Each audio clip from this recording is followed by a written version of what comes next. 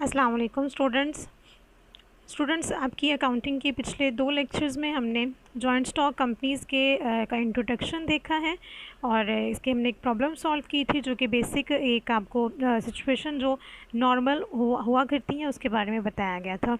आज की क्लास में हम जितनी मैक्सिमम सिचुएशंस हो सकती हैं शेयर्स ऑफ़र करने के बाद सब्सक्रिप्शन से रेलिवेंट, जैसे कि मैंने आपको बताया था कि समटाइम जितने ऑफ़र आप शेयर्स आप ऑफ़र करते हो, मतलब एडवर्टाइज़ करते हो, बेचने की नीयत रखते हो, उससे ज़्यादा कभी आपके पास एप्लीकेशंस आ जाती हैं और कभी कम आ जाती हैं। कल की क्लास में हमने एक जनरल सिनेरियो पढ़ा था जिसमें जितने आप सेल करना चाह रहे हो उतनी ही एप्लीकेशंस आई हैं, लेकिन हमेशा इस तरह से नहीं होता है, बल्कि ये बहुत कम चांसेस होते हैं कि एग्जैक्ट उतनी ही एप्लीकेशंस आ जाएं। तो नॉर्मली या तो सब्सक्रिप्शन ओवर हो जाती है, मतलब कि सपोज़ आप 1000 शेयर्स बेचना चाह रहे हैं लेकिन आपके पास एप्लीकेशन जो है वो 1300 शेयर्स की आ जाती हैं। इसी तरह से अंडर सब्सक्रिप्शन भी हो सकती है। अंडर सब्सक्रिप्शन इज़ व्हाट के आप 1000 शेयर्स सेल करना चाह रहे हैं लेकिन आपके पास एप्लीकेशंस जो हैं वो 700 शेयर्स की आती हैं। तो ये 3 सिचुएशंस हैं सब्सक्रिप्शंस के हवाले से। कल की क्लास में आपको जो जनरल क्राइटेरिया बताया था, जनरल सिचुएशन बताई थी कि 1000 शेयर्स आप इशू करना चाह रहे हैं, आपके पास 1000 शेयर्स की ही एप्लीकेशंस आती हैं। 10 रुपीज़ हमने फ़र्ज़ कर लिया हमारा एक शेयर है, तो टोटल अमाउंट जो आपके पास आएगी वो 10,000 आएगी।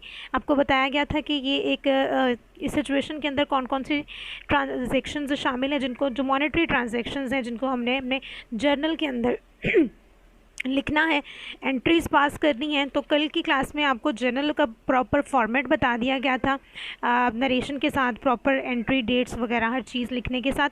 आज की क्लास में हम प्रॉपर जर्नल नहीं बनाएंगे, लेकिन आप लोग प्रॉपर जर्नल बनाएंगे, बिल्कुल स्केच उसी तरह से बनाएंगे, प्रॉपर डेट्स लिखेंगे, नरेशन लिखेंगे। लेकिन अभी मैं आपको जस्ट एंट्रीज़ बताऊंगी प्रॉपर स्केच के साथ, फॉर्मेट के साथ नहीं, हम इसको डिस्कस करेंगे। आप इसको प्रॉपर स्केच के साथ आपको ये प्रॉब्लम्स कुछ इस वीडियो के साथ मिल जाएंगी, आपको बाद में अरसल कर दी जाएंगी। तो उन प्रॉब्लम्स को आप प्रॉपर फॉर्मेट के साथ सॉल्व करके मुझे फीडबैक देंगे। जहाँ पे प्रॉब्लम्स होंगी फिर हम उनको मसले मसाइल होंगे, जो नहीं हो रहा होगा हम उसको डिस्कस कर लेंगे।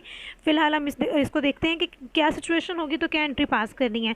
एक जनरल वाली हम इसको रिवाइज़ कर लेते हैं।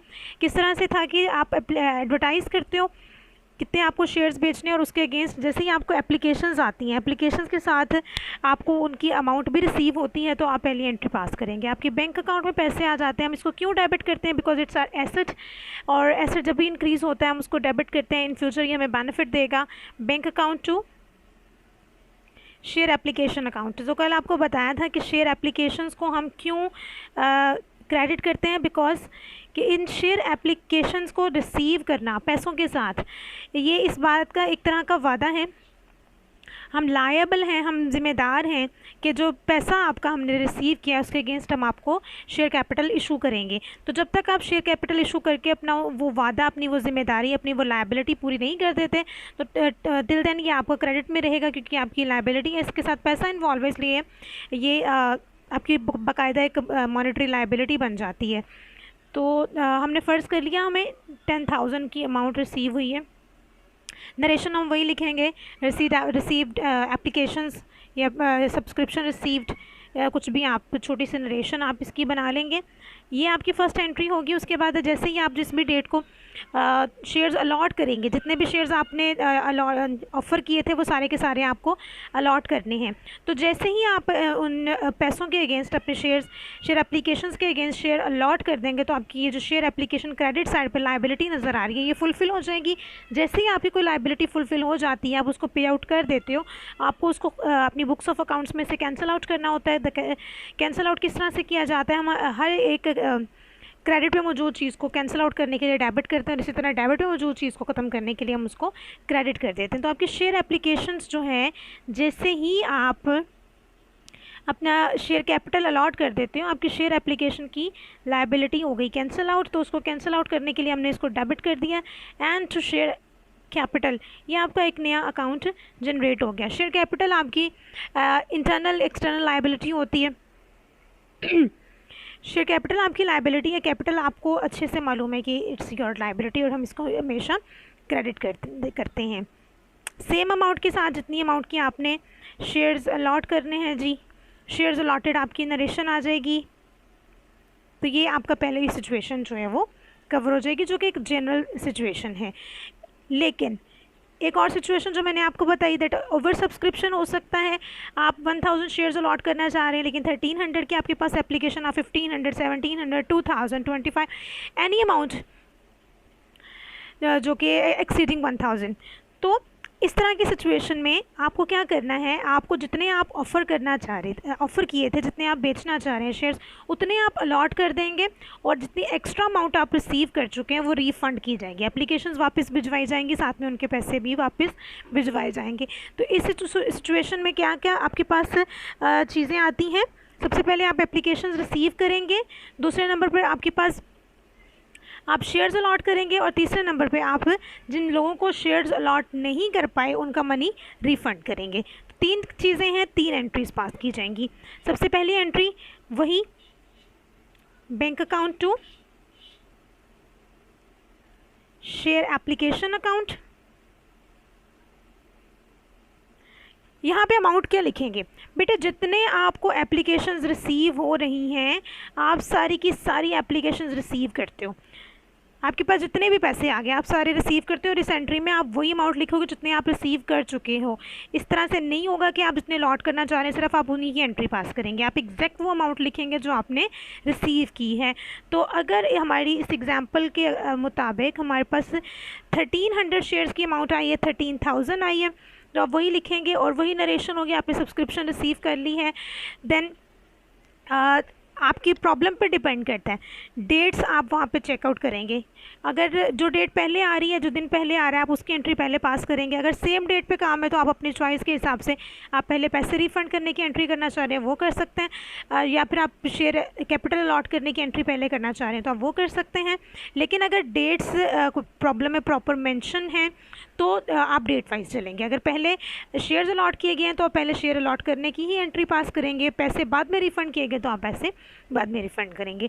तो शेयर एप्लीकेशंस आपने रिसीव कर ली, जितने भी शेयर एप्लीकेशंस के अगेंस्ट आप शेयर कैपिटल इशू करना चाह रहे हैं वो शेयर कैपिटल आप इशू करेंगे।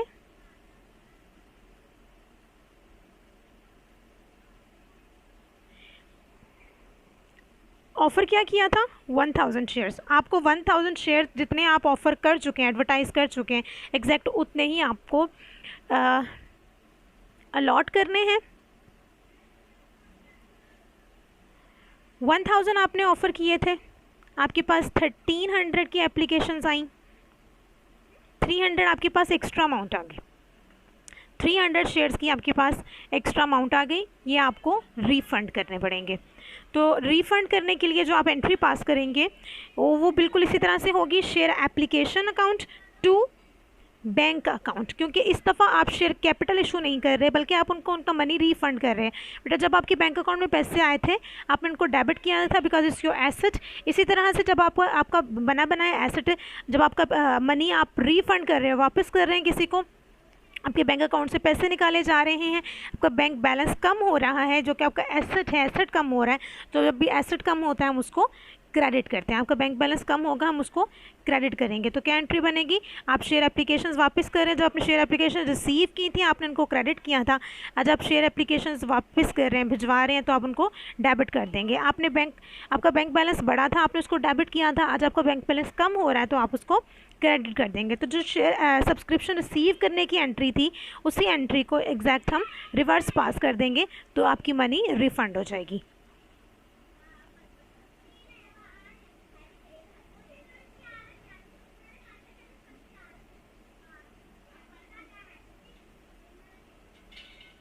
जितने एक्स्ट्रा अमाउंट आपके पास आ गई थी, 300 नंबर ऑफ़ शेयर्स और 10 का ईच शेयर है, money refunded, subscription refunded, application Saint back with the price money. तो आप कोई भी नरेशन छोटी सी इसकी बना सकते हैं। इसके साथ साथ मैंने आपको बताया था कि कोई भी रीज़न हो सकता है, आपका बिज़नेस न्यू है, आपका बिज़नेस प्रॉफिट्स में नहीं जा रहा, आप अगर अच्छे से एडवर्टाइज़ नहीं कर पाए किसी भी रीज़न की वजह से, आप नंबर ऑफ़ शेयर्स ऑफ़र करते हो 1000, लेकिन आपके पास सब्सक्रिप्शन जो आती हैं वो 1000 से कम की आती है। इस तरह की सिचुएशन में अंडर राइटिंग का कॉन्सेप्ट स्टार्ट हो जाता है। अंडर राइटर्स कौन होते हैं जी?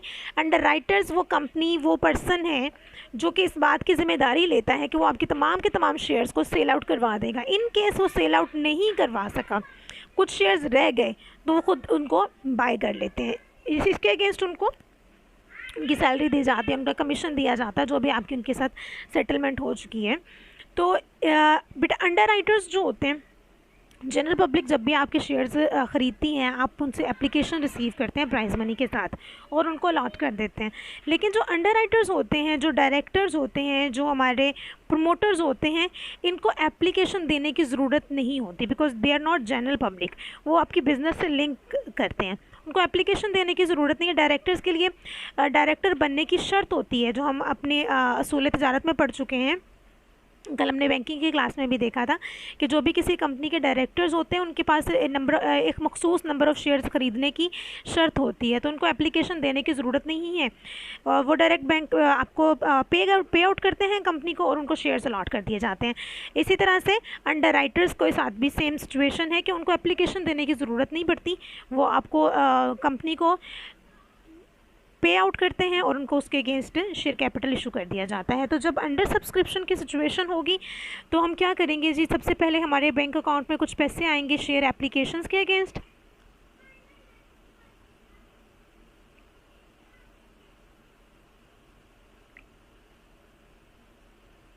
जितनी सब्सक्रिप्शन आप रिसीव करेंगे आप उतनी ही अमाउंट लिखेंगे।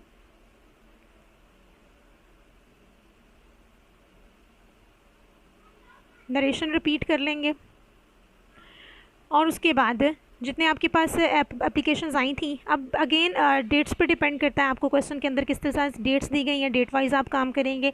इन केस डेट्स नहीं दी गई हैं तो आप चाहें तो पहले शेयर एप्लीकेशंस के अगेंस्ट शेयर अलॉट कर दें, बाद में अंडर राइटर्स को अलॉट कर दें। आप चाहें तो पहले अंडर राइटर्स को अलॉट करके बाद में शेयर एप्लीकेशंस को अलॉट कर दें। अगर आपके पास डेट्स गिवन नहीं है क्वेश्चन में, अगर डेट्स गिवन है तो डेट वाइज आप काम करेंगे। हम शेयर एप्लीकेशंस के अगेंस्ट शेयर्स अलॉट कर देंगे।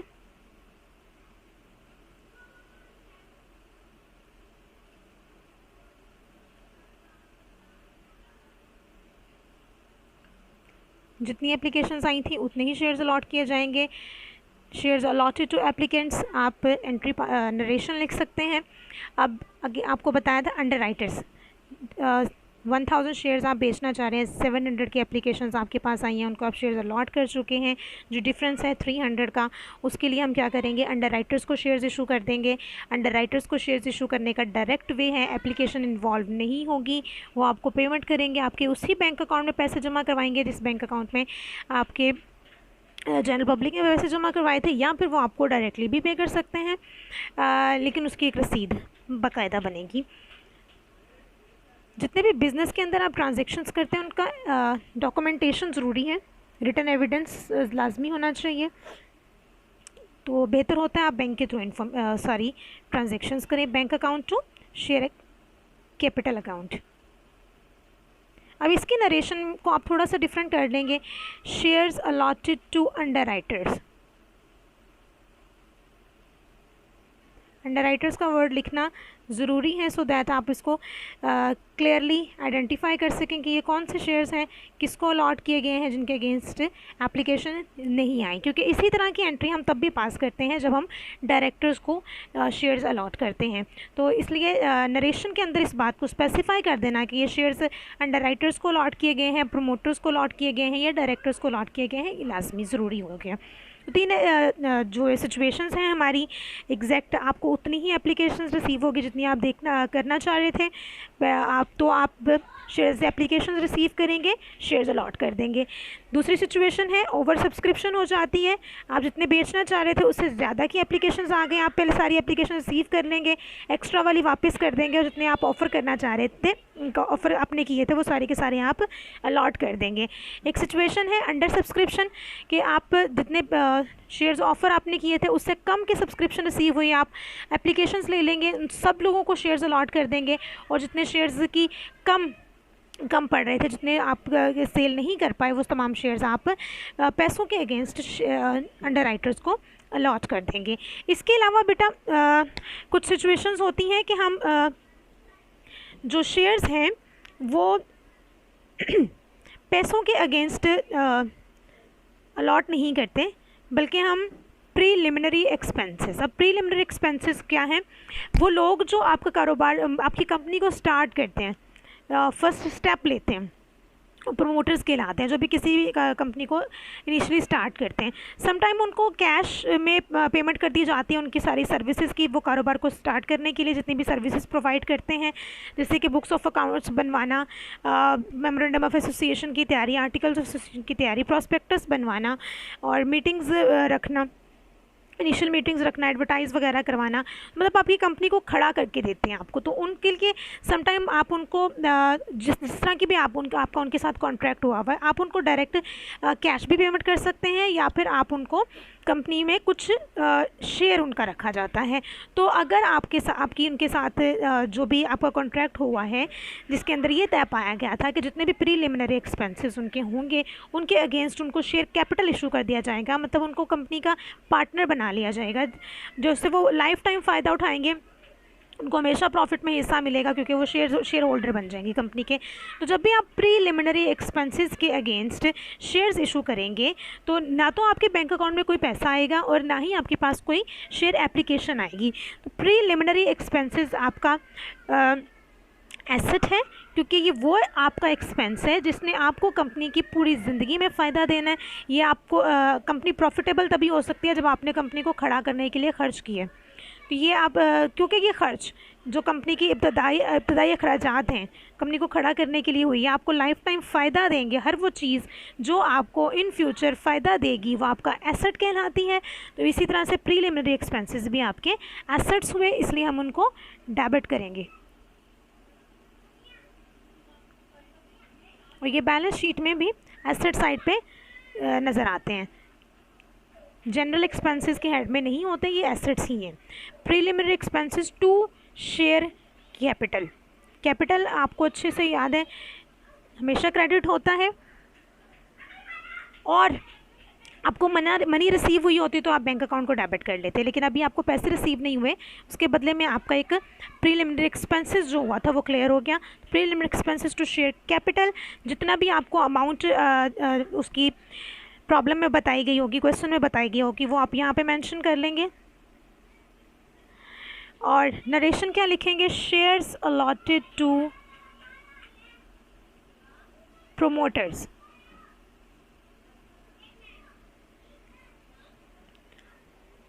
ये आपकी एंट्री होगी। इसके अलावा मैंने अभी आपसे डिस्कस किया था कि हम डायरेक्टर्स जो हैं वो अपने डायरेक्टर्स बनने की शर्त को पूरा करने के लिए भी शेयर्स ख़रीदते हैं। उनको एप्लीकेशन देने की ज़रूरत नहीं पड़ती, वो डायरेक्टली बैंक अकाउंट में पेमेंट करवाते हैं और उनको शेयर्स अलॉट कर दिए जाते हैं। तो जब भी आप डायरेक्टर्स को शेयर्स अलॉट करेंगे, आप बैंक अकाउंट को डेबिट करेंगे, क्योंकि वहाँ पैसे जाएंगे। टू शेयर कैपिटल, डायरेक्टली उनको शेयर्स इशू कर दिए जाएंगे। शेयर्स allotted to directors, ये इसकी एंट्री होगी।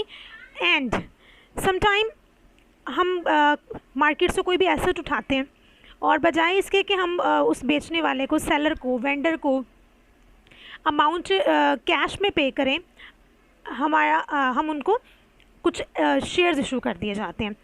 किसी भी एसेट को ख़रीद कर उसके बदले में कैश पेमेंट की बजाय आप उनको अपनी कंपनी का शेयर होल्डर बना लेते हो। तो इस सिचुएशन में आपको क्या एंट्रीज पास करनी है? तो बेटा शेयर आपने जो भी एसेट एक्वायर किया है, कुछ भी आपने एसेट ख़रीदा है, सपोज़ हमने मशीनरी ली है, मशीनरी अकाउंट, मशीनरी ले सकते हो आप, बिल्डिंग ले सकते हो आप, फर्नीचर ले सकते हो, फिक्सचर्स ले सकते हैं आप, किसी भी तरह का इक्विपमेंट आप ख़रीद सकते हैं। तो आपने किसी भी तरह की मार्केट से मशीनरी उठाई है, उसकी कोई भी वैल्यू हो सकती है। मशीनरी अकाउंट जो कुछ भी कंपनी का नाम हो सकता है, जी एंड कंपनी, कोई भी नेम हो सकता है। तो जो भी आपको प्रॉब्लम में नेम बताया गया है कंपनी का या वेंडर का, सेलर का, जिससे आपने मशीनरी ख़रीदी है, आप उसके नेम को क्रेडिट कर देंगे। मशीन को क्यों डेबिट किया? सिंपल सी बात है, आपका एसेट है मशीनरी, आपको इन फ्यूचर फ़ायदा देगी, इसलिए एसेट जब भी आप एक्वायर करते हैं, आपके पास आपका जब भी कोई एसेट बनता है आप उसको डेबिट करते हैं। और वो पर्सन जिससे हमने इसको उधार पे ख़रीदा है, अभी तक उसको हमने कोई पेमेंट नहीं की इस चीज़ की, तो जिस पर्सन से आपने इसको उधार पे ख़रीदा है आप उसके नाम को क्रेडिट कर देंगे। क्यों क्रेडिट करेंगे? Because you are liable to repay. आपने उससे उधार लिया, आपने उसको ये 10 मिलियन की जो अमाउंट है, 10 लाख की जो अमाउंट है, आप उसको पे करेंगे। जब तक आप उसको पे नहीं कर देंगे आप ज़िम्मेदार हैं, आप लायबल हैं कि आप इस पर्सन को पेमेंट करें। तब तक ये पर्सन लायबिलिटी बनकर आप ये बुक्स ऑफ अकाउंट्स की क्रेडिट साइड पर नज़र आता रहेगा। बॉट लिख लें, से परचेज़ लिख लें, या फिर आप एक्वायर लिख दें, एक्वायर्ड मशीनरी ऑन क्रेडिट। ये आपकी नरेशन हो गई, एक्वायर्ड मशीनरी ऑन क्रेडिट आपकी नरेशन हो गई। इसके बाद जैसे ही आप उस पर्सन को जी एंड कंपनी को उसकी जितना भी आपकी तरफ उसका बिल बनता था उसके अगेंस्ट शेयर कैपिटल इशू कर देंगे। शेयर कैपिटल हमेशा क्रेडिट होगा। जी एंड कंपनी आपने जैसे ही आपने उसको क्रेडिट किया था, because you were liable to pay, वो आपका क्रेडिटर था, आपने उसको क्रेडिट कर दिया। अब जैसे ही आप अपनी उस जिम्मेदारी को फुलफ़िल कर लेंगे तो आप उसको कैंसिल करेंगे, और वही बात कि किसी भी क्रेडिट को कैंसिल आउट करने के लिए आप उसको डेबिट करते हैं। नरेशन क्या लिखेंगे? Allotted share capital to G and company against machinery acquired. जी, आई होप कि आपको ये सिचुएशंस क्लियर हो चुकी होंगी। इसके अलावा एक सिचुएशन और है, जब हम किसी का बिज़नेस ख़ुद परचेज़ कर लेते हैं, तो वो सिचुएशन आपको नेक्स्ट क्लास में समझाई जाएगी। आज के लिए इतना ही काफ़ी है। क्या क्या चीज़ें आज की क्लास में हमने डिस्कस की हैं जी? जनरल सिचुएशन, जिसमें आपको उतने ही शेयर्स की एप्लीकेशंस रिसीव हो जाती हैं जितने आप बेचना चाहते हैं। जब आपको एक्स्ट्रा एप्लीकेशंस आ जाती हैं तो आप कुछ मनी रिफ़ंड करते हो। जब आपको कम एप्लीकेशंस मिलती हैं तो आपके बाकी के शेयर्स अंडरराइटर्स खरीद लेते हैं, डायरेक्टली बैंक अकाउंट में पैसे जमा करवा के एप्लीकेशंस की ज़रूरत नहीं होती। जब आप अपने प्रमोटर्स को बगैर पैसे रिसीव किए शेयर कैपिटल इशू कर देते हैं, क्यों? क्योंकि उन्होंने प्रीलिमिनरी एक्सपेंसेस किए हुए होते हैं।